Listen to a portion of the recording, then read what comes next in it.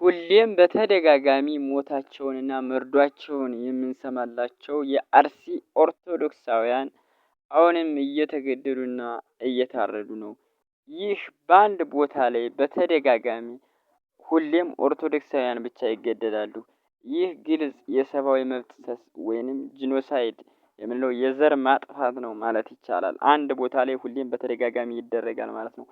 ከዚህ በጣም የሚያስገርመው ነገር 60 ሚሊዮን እና ከዛ በላይ የሚሆን ኦርቶዶክስ ሀገር ባለበት ህዝብ ባለባት ሀገር ላይ ይሄ ድርጊት ሲፈጸም በጣም አሳዛኝ ነው። ኦርቶዶክሳውያን ምንም በቃ ቁንጫ የሞተ ራሱ አይመስላቸውም አብዛኞቹ ማለት ይቻላል። በጣም አሳዛኝ ነው። ይህ ሳውዲ አረቢያ ወይንም ሊቢያ አይደለም። በሊቢያ ወይም በሳውዲ አረቢያ ይህ ቢደረግ ላይገርመን ይችላል። ግን ሀገራችን ወይም ብዙ ኦርቶዶክሳውያን ምዕመናን ባሉባት ሀገር ላይ ሁሌም በተደጋጋሚ እንደዚህ ሲደረግ በጣም ያሳዝናል ወይም በጣም ይሰቀጥጣል ማለት ነው። ህፃናት ወይም አባቶቻችን፣ እናቶቻችን፣ እህቶቻችን በአሰቃቂ ሁኔታ ያለ ጥፋታቸው ሲገደሉ፣ ሲታረዱ ማየት በጣም ያማል ማለት ነው።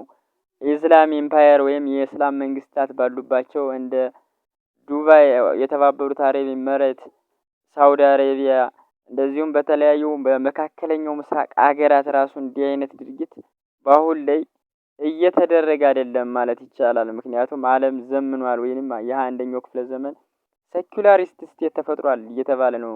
ሆኖም ግን ኢትዮጵያ ውስጥ ላይ ግን በተደጋጋሚ በአርሲ ዞን ላይ ወገኖቻችን፣ እናቶቻችን፣ እህቶቻችን፣ ወንድሞቻችን በአሰቃቂ ሁኔታ እየተገደሉ ነው ማለት ነው።